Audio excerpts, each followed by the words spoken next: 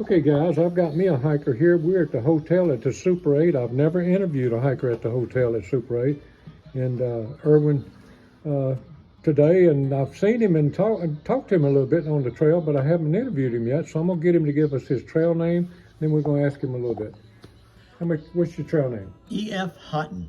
E.F. Hutton. How in the world can you get a name called E.F. Hutton? Well, it had to do with last year on Fontana Dam, and they had a bad storm that was coming into the Smokies, tornadoes, and there was about 15, 18 people there, and they were all going to head out that next morning to hike the Smokies.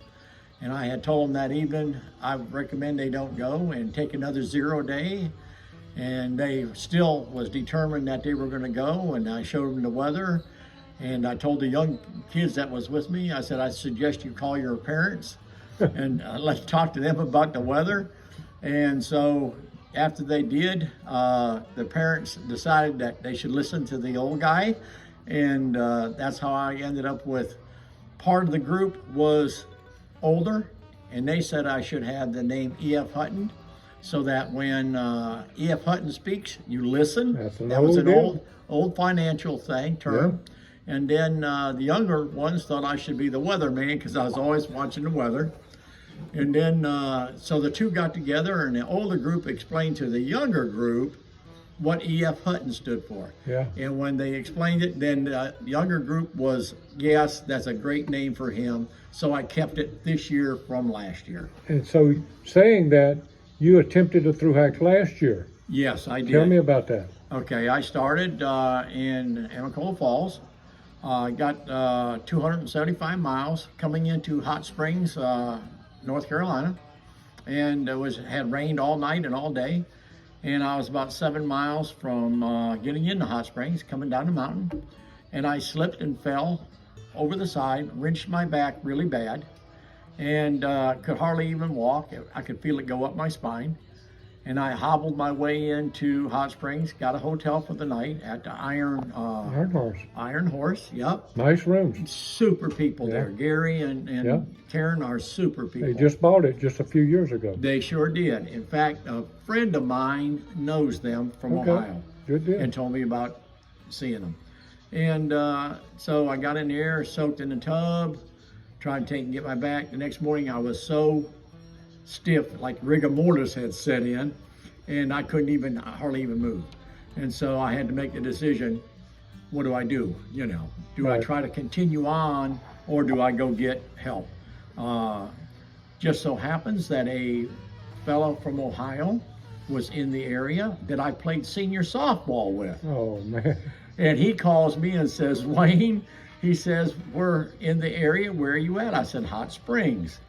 He said, we're about 20 miles away.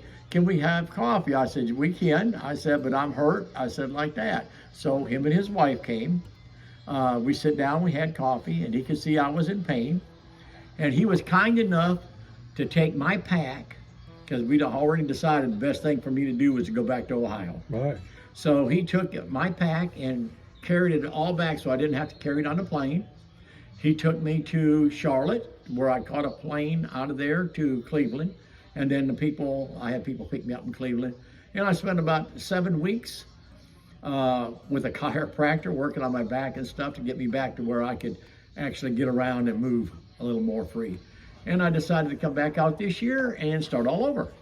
Yeah, and that's interesting because I talked to you a few minutes ago before I went to get something to eat that you came back and you started at Springer again. Yes, this time I did the approach trail. Oh, okay. Last year I did not do the approach trail. Well. And this year, I wish I had not done the approach trail. Thank you, Mr. Hutton.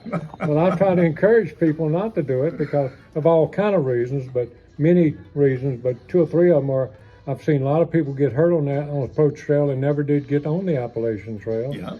And the other thing, they get caught in weather that they wouldn't have got caught in if they wouldn't have wasted that day. So there's several reasons that I suggest not to, and it doesn't count. That's the main reason I say don't do it. The main reason. That's the main reason. Yeah. Now tell me about having hiked it the second time.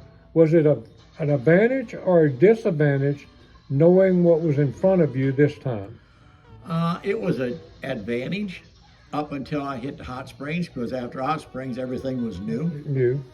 But it was definitely an advantage, yes. Were you able to tell somebody you were hiking with what was coming up? Oh, yes. Okay. Yeah. And I told everybody, watch the weather, especially in the Smokies. Absolutely. And in the Grayson Highlands, which is In the in front Grayson of us. Highlands, which is yet to come. I'm not going to keep it long because I try to keep them about 8 minutes long, so we got about 3 minutes left. But what I want to ask you about, and you have no idea I'm getting ready to ask you this, I know yesterday y'all came down to Spivey Gap.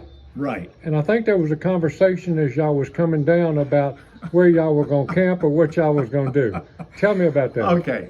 Coming down into Spivey Gap, the fellow that I was hiking with, lost and found, Mike. And Feather. And Feather. Feather was way up in front of us. He was gone. He's so Young fast. kid, He's yeah. a young kid, 18 years old, very fast. Great kid. Yeah, great kid. He was gone. We couldn't even see him. So I had told Mike, I said, Mike, I got this idea. I said, I want to run across you. How about we get down to Spivey Gap, I said, and we get a ride into Irwin and go to Super 8 or something like that, I said, for the night, and then come back out tomorrow and slack pack. He was dead set against it. I know. He said, absolutely not. I'm not going to take and go slack pack for 11 miles. That was his words, Yeah. 11 miles. If I do it, it's got to be for a long way. So I worked on him a little bit coming down the hill, and he was determined. No, he wasn't for that. So I said, okay. So we got down there to the bottom, and I could see Feather sitting over there, and he didn't have his tent up because we were going to tent at a tent right site. there by. Yeah, Good at the tent site. Good tent site. Yeah, good tent site there. And I could see that he was across the street sitting there with his pack, and stuff. And I told Lost and Found, I said, look, I said, we're going in the town. I said, he's ready to go in town. I said, look at that.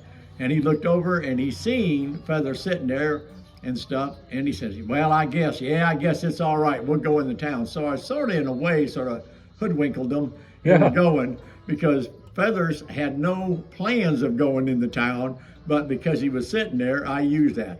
Now, saying this, we did get a ride with a great guy who stopped and give us a ride in the town here. Okay.